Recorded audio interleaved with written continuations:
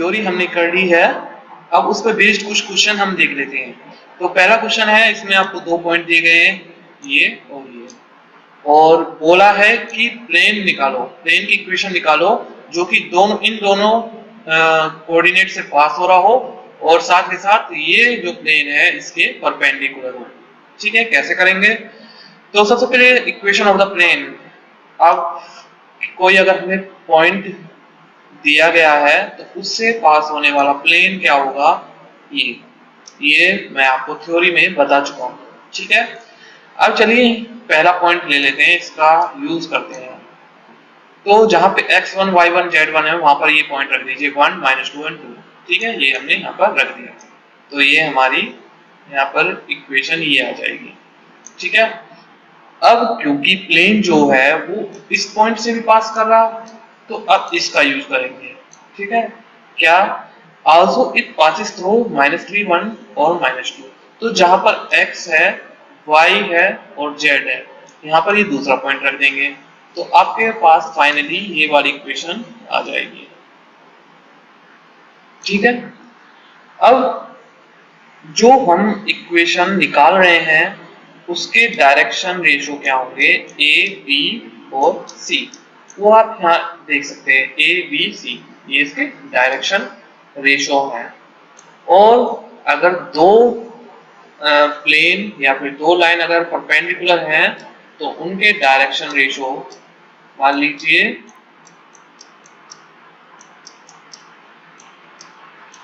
+C1 C2 = 0। ये भी हमें पता है, A1 A2 + B1 B2 + C1 C2 = 0 होता है अगर दो हमें लाइन दी गई हो और दोनों कैसी हो, परपेंडिकुलर हो। इसके direction ratio A1 B1 C1 है और इसके A2 B2 C2 है, तो ये कंडीशन यहाँ पे सेटिस्फाई कर सकते हैं। चलिए, अब ये मैंने यहाँ पे क्यों बताया है, वो इसलिए क्योंकि अभी जो हमें इक्वेशन दी गई थी क्वेश्चन में ऊपर, ये वाली x + 2y - 3z = 5, ये यूज करेंगे हम यहाँ पर। ठीक है, ये इक्वेशन हमें ऊपर गिवन है और इसके जो डायरेक्शन रेशो है वो है 1 to -3। ठीक है, और जो हमें जो प्लेन बनाना है जिसकी इक्वेशन निकालनी है उसके डायरेक्शन रेशो है ABC। तो हम क्या करेंगे, और हमें पता है गिवन है क्वेश्चन में कि दोनों प्लेन क्या है, परपेंडिकुलर। ठीक है, तो अब हम वो ये वाली कंडीशन यहाँ पे लगा देंगे, A1 A2 + B1 B2 + C1 C2 = 0। तो A1 × 1 ये आ गया, प्लस 2 × B ये आ गया 2B, एंड -3 × C ये आ गया = 0। ये कौन सी यहाँ पे ये वाली परपेंडिकुलर कंडीशन जो होती है परपेंडिकुलर के लिए, वो यहाँ पे हमने लगा दी है। ठीक है, अब आप दो इक्वेशंस को देखिए, एक तो सेकंड और एक थर्ड। ठीक है, आपके पास दो इक्वेशन है और क्रॉस मल्टीप्लिकेशन वाला आपने एक फॉर्मूला पढ़ा होगा, वहां से हम ये निकाल लेते हैं ए बी और सी की वैल्यू। ठीक है, अगर आपको नहीं पता है तो एक बार उसको देख लेना। इसमें क्या होता है, जैसे कि ए की वैल्यू निकालनी है हमें। ठीक है, तो ए के करस्पॉन्डिंग जो रेशो होगा, वैल्यू नहीं रेशो जो होगा वो होगा आपका जैसे कि ये इक्वेशन है ए और ए, तो इसको ढक लीजिए दोनों इक्वेशन में हाथ से, और आपके पास बचेगा ये वाला पार्ट, ये और ये। क्रॉस मल्टीप्लाई कर दीजिए 3 की सी से और 2 की 4 से, तो वो वाला आपको समझ में आ गया होगा क्या किया। ऐसे ही सेकंड वाले में कीजिए, बी वाले जो बी के कोएफिशिएंट उनको ढक लीजिए, बाकी जो बचेगा उनमें क्रॉस मल्टीप्लाई एंड ऐसे सी, तो यहाँ पे आपको जो रेशो है वो मिल जाएगा। तो ये आपका नीचे निकल के आ चुका है, ए की वैल्यू -1, बी -16 एंड सी -11, ये आपके रेशो आ चुके हैं। अब ए बी सी इनकी वैल्यूज को आप कहाँ पुट कर दोगे, ऊपर आपको फर्स्ट इक्वेशन जो हमने जो फर्स्ट इक्वेशन निकाली है ये वाली। ठीक है, यहाँ पर ए बी सी की वैल्यू पुट करके और आपकी वो प्लेन की इक्वेशन आ जाएगी जो क्वेश्चन में पूछी गई है। तो इस तरह से हमें ये क्वेश्चन करना है। और प्रैक्टिस के लिए मैंने आपको नीचे क्वेश्चन दिया गया है, यहाँ पर ये पॉइंट दिए गए हैं दोनों, एक ये पॉइंट और एक ये पॉइंट, और एक प्लेन दिया गया है। तो इसकी आपको खुद प्रैक्टिस करनी है, इसका आंसर, इसका प्लेन जो होगा वो आपको खुद निकालना है। अब नेक्स्ट क्वेश्चन देख लेते हैं। इसमें भी थोड़ा सा चेंज कर दिया गया, दूसरे टाइप का है थोड़ा सा। इसमें 2 पॉइंट दिए गए हैं और आपको बोला है कि प्लेन की इक्वेशन निकालिए जो कि इन दोनों पॉइंट से पास हो रहा हो, साथ के साथ parallel to the X axis. अब इसको कैसे करेंगे, देखिए इसमें इन दोनों पॉइंट का वैसे ही यूज करेंगे जैसे कि हमने ऊपर वाले क्वेश्चन में किया था, तो यहाँ तक तो कोई आपको प्रॉब्लम होगी नहीं। अब आते हैं, ये जो आपको गिवन है parallel to the X axis, इस कंडीशन को कैसे यूज करेंगे। तो equation of the plane parallel to the X axis. अब कोई आपको प्लेन दिया गया हो और वो क्या है, पैरेलल है एक्स एक्सिस के, तो उसके डायरेक्शन रेशो होंगे 1 0 0। ठीक है, क्योंकि पैरेलल है वो किसके, एक्स एक्सिस के। तो 1 0 0, अगर y के पैरेलल होता तो 0, यहाँ पे y की जगह यहाँ पे 1 आ जाता और 0, और ऐसे अगर z के पैरेलल होता तो 0 0 1। ठीक है, अब इसका यूज कर लेंगे। यहाँ पे आपकी दो इक्वेशन आ चुकी हैं।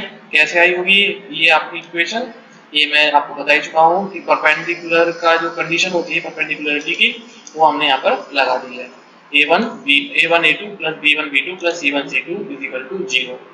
तो यहाँ पर जैसे कि हमें पता ही है कि 1 0 0, तो 1 की a के साथ मल्टीप्लाई करेंगे तो ये a ही आएगा, 0 के साथ b की मल्टीप्लाई करेंगे तो 0, और ये 0 इक्वल टू 0। तो सिर्फ और सिर्फ यहाँ पे एक ही चीज बचेगी और वो होगी a इक्वल टू 0। तो ये आपको यहाँ पे एक इक्वेशन मिलेगी। अब वही फिर से काम आपको करना है a और b और c का, यहाँ पर प्रोपोर्शन निकालने, रेशो निकालना है। तो ये ऊपर मैंने आपको बताया था, उसी तरह से आपको यहाँ पे सॉल्व करना। तो a b c की वैल्यू जो आएगी, ठीक है, यहाँ पे वो आ चुकी है, और इसको हम यहाँ पे रख देंगे इस वाली इक्वेशन में, इस वाली इक्वेशन ये, और आपका क्वेश्चन सॉल्व। चलिए नेक्स्ट क्वेश्चन है, प्लेन की इक्वेशन निकालिए जो कि पास हो रहा है इन तीनों पॉइंट से,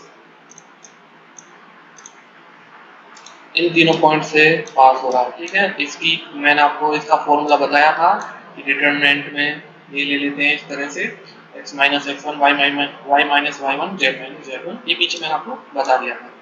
तो सिंपली आपको कुछ नहीं करना, यहाँ पर x1 y1 z1 और इसको x2 y2 z2 और इसको x3 y3 z3। ठीक है, ये x3 हो जाएगा, ये y3 और z2। जो आपको यहाँ पे वैल्यू दे रखी है बिल्कुल वहाँ पर उनको पुट कर देंगे, फिर डिटरमिनेंट को सॉल्व कर देंगे। आपको आता ही है डिटरमिनेंट सॉल्व करना, और यहाँ पर आपको जो इक्वेशन फाइनली मिल जाएगी वो प्लेन की होगी जो क्वेश्चन में पूछा है। ये तो कार्टेशियन फॉर्म में था, अब आपको मैं नॉर्मल बताता हूँ, नॉर्मल में कैसे निकालेंगे। नॉर्मल फॉर्म ये होती है, ठीक है, मैंने आपको बताया था। ए बी सी ये पॉइंट दिए गए हैं, मान लीजिए ये ए और बी और ये पॉइंट है आपका ए बी सी, ये तीनों क्या कर रहे हैं, प्लेन में लाई कर रहे हैं। ठीक है, ये तीनों जो हमें प्लेन निकालना है उसमें तीनों लाई कर रहे हैं। तो अब अगर आप नॉर्मल की बात करें तो वो होता है प्लेन के परपेंडिकुलर। तो वो जो नॉर्मल होगा वो इन दोनों लाइन के भी परपेंडिकुलर होगा, क्योंकि ये तो दोनों प्लेन में लाई कर रहे हैं। ठीक है, तो यहाँ पे सबसे पहले ए बी के कोऑर्डिनेट्स, ए बी वेक्टर निकाल लेते हैं, और बी सी के, यहाँ पर बी सी के जो वेक्टर है वो भी निकाल लेते हैं। ठीक है, ये दोनों वेक्टर निकालिए। कैसे निकाला होगा आप बताइए, जैसे ए बी का निकालना है तो 4 माइनस 0 5 माइनस माइनस 1, तो माइनस 1 हो जाएगा तो प्लस हो जाएगा, 5 प्लस 1 हो जाएगा, ये 6, एंड 1 माइनस माइनस 1, तो ये 1 प्लस 2 हो जाएगा। ठीक है, ऐसे ही अगर बी सी के निकालने हैं तो 3 माइनस 4 9 माइनस 5 एंड 4 माइनस 1, तीनों निकल के आ जाएंगे इस तरह से। अब हम नॉर्मल कैसे निकालते हैं, नॉर्मल इस तरीके से निकालते हैं। सबसे पहले ऊपर रखते हैं आई जे के, ठीक है, और फिर ए बी के जो यहाँ पर कोऑर्डिनेट्स है, पॉइंट्स है, वो लिख लेते हैं। आई के साथ जो है 4, यहाँ पे जे के साथ जो है 6 एंड 2। ठीक है, ये ए बी के लिख लिए, यहाँ पर हमने बी सी के लिख लिए। इतना लिखने के बाद इस डिटरमिनेंट को कर लेंगे हम सॉल्व। ठीक है, तो ये आ गया। अब ये क्या चीज है, ये इक्वेशन, ये कोऑर्डिनेट्स किसके हैं, ये उसके हैं जो इन दोनों लाइन पे परपेंडिकुलर लाइन है। ठीक है, ध्यान रखना, ये ये जो कोऑर्डिनेट्स हैं ये उस लाइन के हैं जो इन दोनों के परपेंडिकुलर है, ठीक है। वो ही नॉर्मल होगी प्लेन की, मतलब n की वैल्यू हम निकाल चुके हैं, n की वैल्यू आपकी ये आ गई। इस n की वैल्यू को रखेंगे यहाँ पर। अब हमें निकालनी है d की वैल्यू, तो ये मैंने आगे सोल्व किया है। यहाँ पर मैंने n की वैल्यू को रख दिया है। d की वैल्यू निकालने के लिए क्या करेंगे, अब आप कोई सा भी a b c कोई भी पॉइंट यहाँ पर चूज कर लेंगे और उसको r की जगह रख देंगे, ठीक है, लेकिन वेक्टर फॉर्म में ही रखेंगे। जैसे कि मैंने a पॉइंट को चुना है यहाँ पर, तो क्या बनेगा वेक्टर फॉर्म में, 0i माइनस माइनस जे और माइनस के, ठीक है। ये पॉइंट मैंने यहाँ पर रखा है। उसके बाद डॉट प्रोडक्ट कर लेंगे और आपको यहाँ से d की वैल्यू मिल जाएगी, उसको आप यहाँ पे रख देंगे और आपका जो है प्लेन की इक्वेशन इन वेक्टर फॉर्म वो आ जाएगी। अब ये वाला क्वेश्चन भी देख लेते हैं। यहाँ पर इस बार आपको दो प्लेन दिए गए हैं, ठीक है। यहाँ पर दो प्लेन की इक्वेशन दी गई है और बोला है कि उस प्लेन की इक्वेशन निकालिए जो इन दोनों पे तो परपेंडिकुलर हो, ठीक है, इसके भी और इसके भी परपेंडिकुलर हो और वो इस पॉइंट से पास हो रहा हो, ठीक है। ये यहाँ पर ये सब कुछ हमें गिवन है। तो स्टार्ट कैसे करेंगे, वही मैंने आपको फॉर्मूला बता रखा था, वही लगाना है यहाँ पर जो हमने पीछे क्वेश्चनों में लगाया था। x माइनस एक्स नॉट और वाई माइनस वाई नॉट और z माइनस जेड नॉट, ठीक है। अब इसमें क्या करेंगे, जहां पर x नॉट था वहां पे 1 रख देंगे, जहां पर y नॉट था वहां पर 0 रख देंगे और जहां पर z नॉट था वहां पर रख देंगे 2, ठीक है। तो ये इक्वेशन हमारे पास प्लेन की आ जाएगी। अब हमें सिर्फ और सिर्फ a b और c की वैल्यू निकालनी है। फिर से वही काम करना है। इस बार बोला है दो प्लेन दिए हैं और बोला है कि दोनों को परपेंडिकुलर है, ठीक है। इस ये जो हमें प्लेन है जो हमें निकालना है इसके डायरेक्शन रेशियो क्या है, ए बी और, ठीक है। इस वाली जो ये जो इक्वेशन है सबसे पहले इस इक्वेशन को लेके चलते हैं। इसके डायरेक्शन रेशियो 2 1 और -1, ठीक है। और हमें परपेंडिकुलरिटी की कंडीशन पता है क्या होती है, a1 a2 plus b1 b2 plus c1 c2 equal to 0, ठीक है। तो a1 मतलब a इंटू 2, तो ये आ गया 2a प्लस हम यहाँ पर b इंटू 1, ठीक है, b इंटू 1 y का कोफिशिएंट तो b आ जाएगा सिंपल, और यहाँ पर z का कोफिशिएंट -1 इंटू c, ये माइनस दिया गया तो एक इक्वेशन तो यहाँ पे आ गई, ठीक है। ये तो हमने फर्स्ट वाला प्लेन यूज किया। अब सेकंड वाला प्लेन भी सेम ऐसे ही यूज करना क्योंकि वो भी परपेंडिकुलर है प्लेन के। तो 1 इंटू ए आ गया, ठीक है, y का कोफिशिएंट -1 इंटू बी -b हो गया एंड माइनस जेड, यहाँ पे -1 कोफिशिएंट है तो -1 into C equal to -c। तो दूसरी इक्वेशन हमारे पास ये है। अब फिर से हमें क्या करना है, दो इक्वेशन है हमारे पास, हम यहाँ से ए बी और सी की वैल्यू निकाल लेंगे।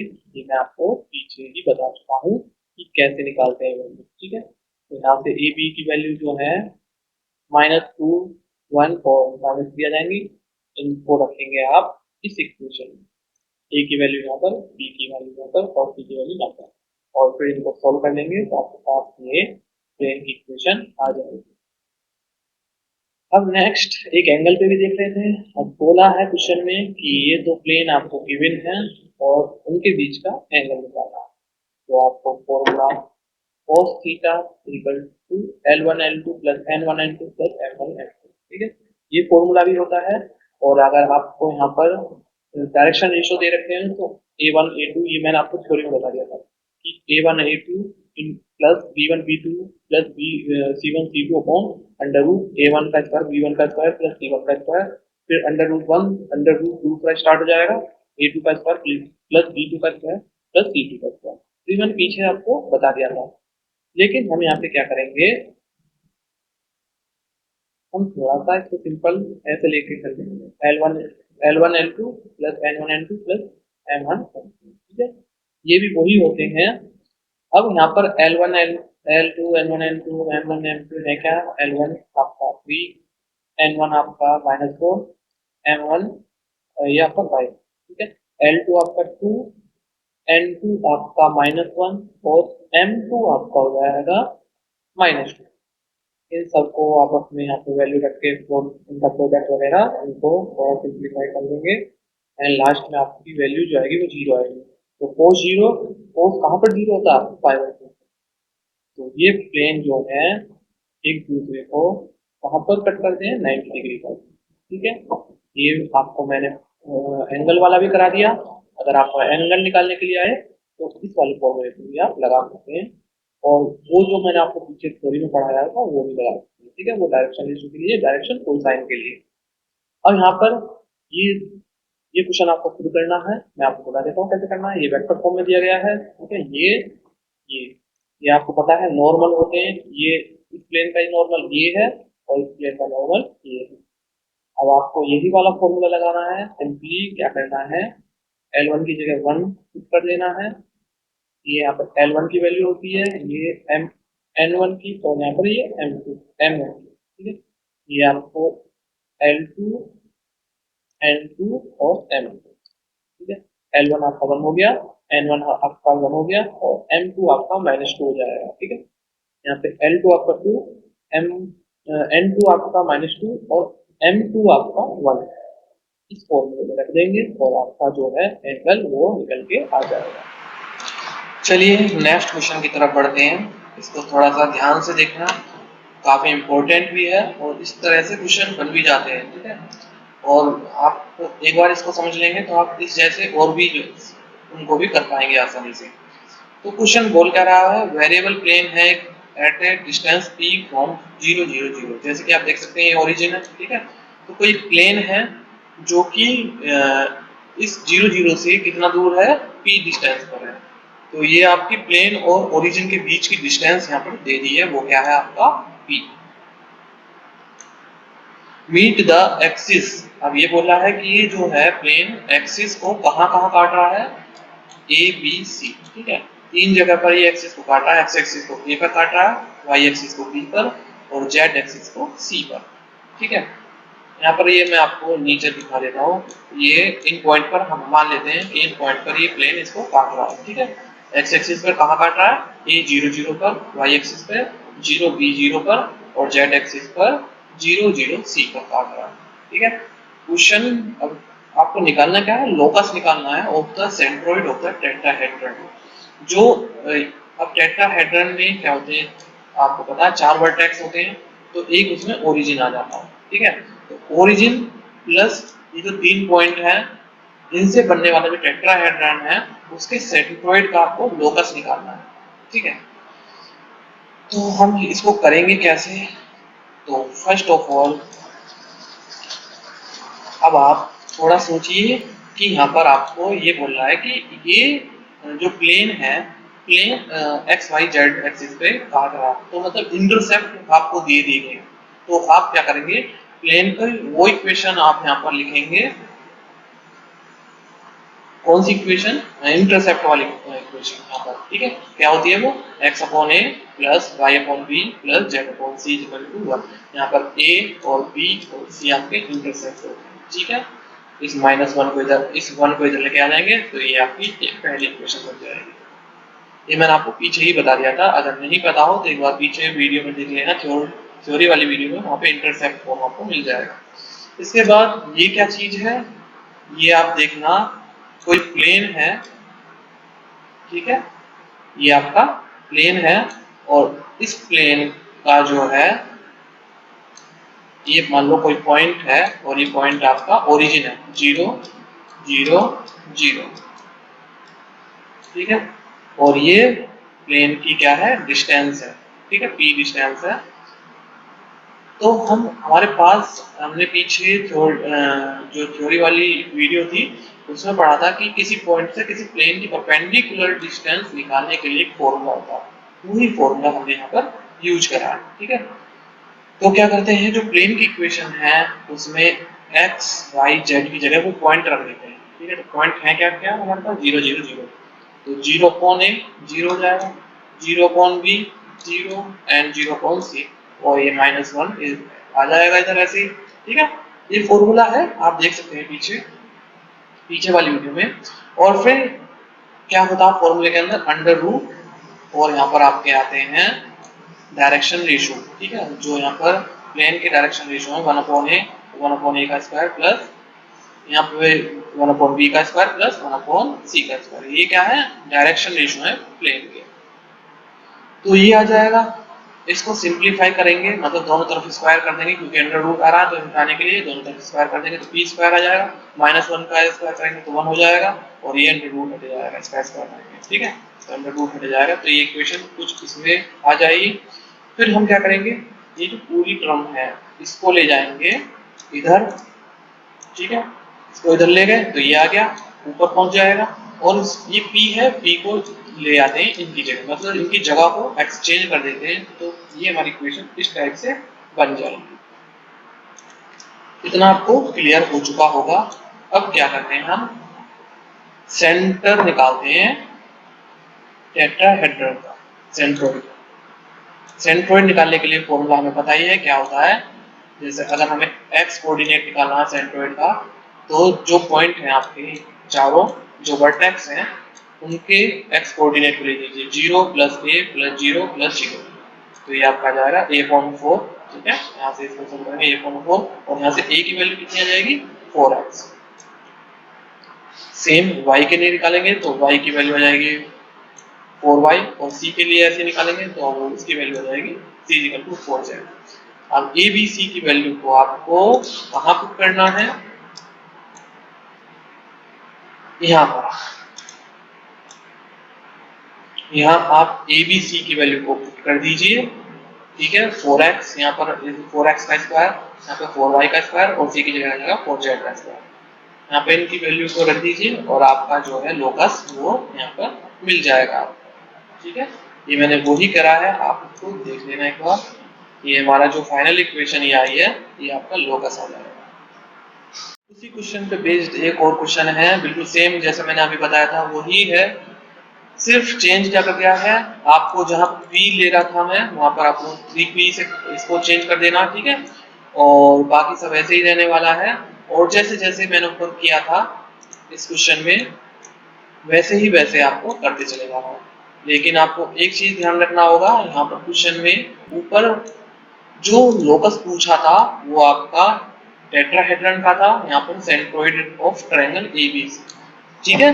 तो एबीसी जो कोऑर्डिनेट होंगे उनका आपको क्या निकालना है, सेंट्रोइड निकालना। कैसे निकालेंगे मैं आपको थोड़ा सा हिंट दे देता हूँ यहाँ पर। जैसे कि हम टेट्राहेड्रन का निकाल लेते हैं ऊपर यहाँ पर, ठीक है, तो किसी ट्रायंगल का सेंट्रोइड आपको पता ही क्या करते हैं, तीन उसके जो वर्टेक्स होते हैं उनका सम ले लेते हैं और अपॉन 3 कर देते हैं, ठीक है। तो यहाँ पे जैसे सेंट्रोइड ऑफ ए ट्रायंगल निकालना तो x इस पॉइंट को खत्म कर देंगे, क्योंकि 4 तो वर्टेक्स नहीं होते ट्रायंगल में, 3 वर्टेक्स होते हैं, तो इसको खत्म कर देंगे तो आपका आएगा a + 0 + 0, ठीक है।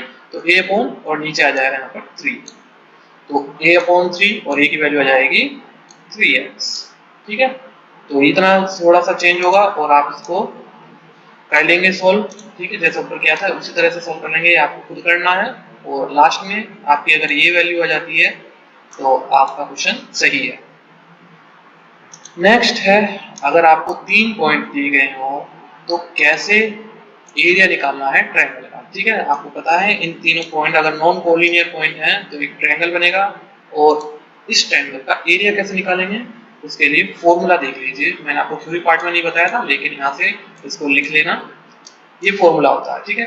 सबसे पहले ax निकालते हैं। ax का मतलब क्या होता है, जैसे मान लीजिए ये x1 y1 और z1 है, ये x2 y2 z2 है, और ये x3 y3 z3, ये x3 हो जाएगा, ये y3 और ये z3। तो ax निकालने हैं तो क्या करेंगे, 1/2 डिटरमिनेंट लेंगे, ठीक है। डिटरमिनेंट किसका, x को छोड़ करके बाकी दोनों कोऑर्डिनेट, जैसे x का कर रहे हैं यहाँ पर, ठीक है, तो x को छोड़ देंगे और बाकी बचे क्या y और z, तो y1 y2 y3 z1 z2 z3 और तीसरे वाले में 1 1, ठीक है। ऐसे ही अगर y के लिए तो y को छोड़ देंगे, ठीक है, यहाँ पर क्या करेंगे y को छोड़ देंगे तो x1 x2 x3 and z1 z2 z3 मैंने यहाँ पर डायरेक्टली लिख दिए हैं। और ऐसे ही z के लिए अगर करना हो तो z वाले कोऑर्डिनेट छोड़ देंगे, x1 x2 x3 y1 y2 y3 और 1 1 1, ठीक है।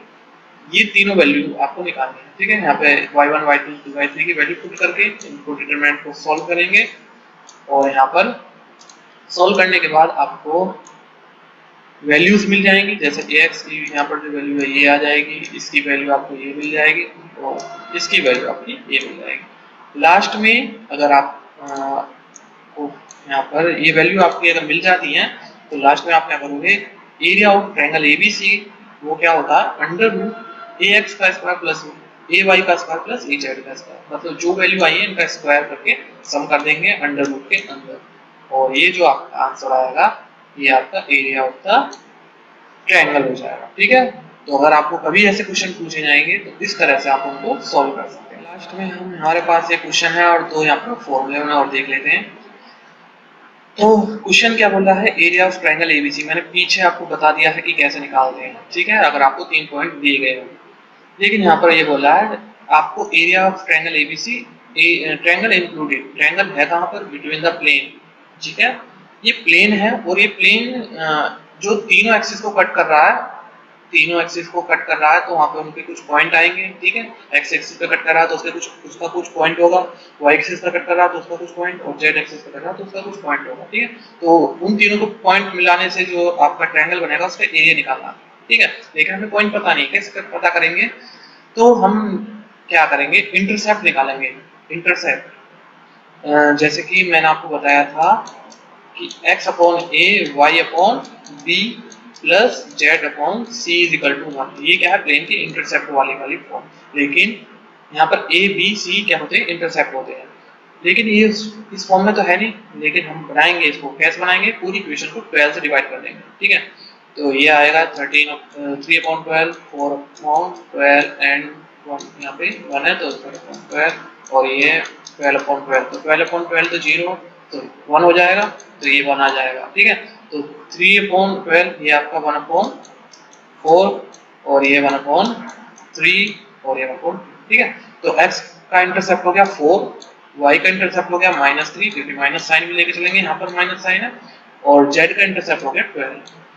तो x एक्सिस पे जो होगा आपका इंटरसेप्ट, जो x एक्सिस से कोऑर्डिनेट हो उनको हम इस तरह से लिख सकते हैं 4 0 0, क्योंकि x को कहाँ पर काट रहा है, ये y पर, सो 4 पर, और जो y एक्सिस के कोऑर्डिनेट होंगे जहाँ पर काट रहा है ये प्लेन उसके, तो वो होंगे 0 -3 0, और जो z एक्सिस है उसके कोऑर्डिनेट 0 0 और 12। बाकी प्रोसीजर मैंने आपको बता ही दिया है, तीनों आपके कोऑर्डिनेट आ चुके हैं, प्रोसीजर मैंने पीछे बता ही दिया, तो उस प्रोसीजर से आप इस ट्रायंगल का एरिया निकाल सकते हैं। लास्ट में ये और एक चीज है, इसे देख लीजिए, इक्वेशन, ये इक्वेशन देखिए, ax square plus by square plus cz square plus 2fyz plus 2gzx plus 2hxy equal to 0, ये किसको रिप्रेजेंट कर रहा है, दो प्लेन को, ठीक है। यहाँ पर ये जो इक्वेशन है दो प्लेन की इक्वेशन है। अगर abc plus 2fgh minus af square minus bg square minus ch square equal to 0, अगर ये कंडीशन सेटिस्फाई हो जाती है ये वाली, ठीक है, तो ये इक्वेशन जो है, ये वाली इक्वेशन, ये दो प्लेन को प्रेजेंट करती है, रिप्रेजेंट करती है, ठीक है।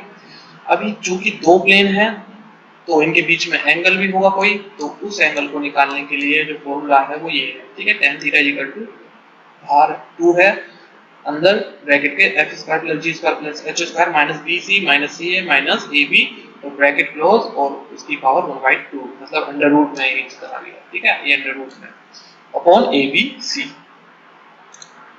ठीक है। अगर abc 0 हो जाए, अगर abc की वैल्यू 0 हो जाए तो ये क्या बनेगा, क्योंकि आपको पता है डिनोमिनेटर में 0 होने का मतलब होता है इंफिनिटी, और tan इंफिनिटी कहाँ पर होता है, π/2 पर, मतलब कि 90 डिग्री पर। तो कहने का मतलब ये है कि अगर दो प्लेन हैं और वो एक दूसरे को 90 डिग्री के एंगल पर कट कर रहे हैं तो ABC की वैल्यू क्या होगी, 0 होगी। तो कभी आपको क्वेश्चन में ये भी बोल सकता है कि दो प्लेन हैं और वो एक दूसरे को 90 डिग्री के एंगल पे कट कर रहे हैं, तो हो सकता है कि आपको A की वैल्यू दे दे, B की वैल्यू दे दे, C की वैल्यू ना दे, तो इस कंडीशन से आप वहाँ पे C की वैल्यू निकाल सकते हैं। And last one is volume of tetrahedron, ठीक है। यहाँ पे हमने सेंट्रोइड के बारे में तो पढ़ लिया था, टेट्राहेड्रन के सेंट्रोइड के बारे में, लेकिन वॉल्यूम क्या होगा, क्योंकि 4 पॉइंट होते हैं, मैंने आपको बताया था 4 वर्टेक्स होते हैं, तो x1 x2 x3 x4 y1 y2 y3 y4 z1 z2 z3 z4 और 1 1 1 ये सब डिटरमिनेंट के अंदर और बाहर 1.6।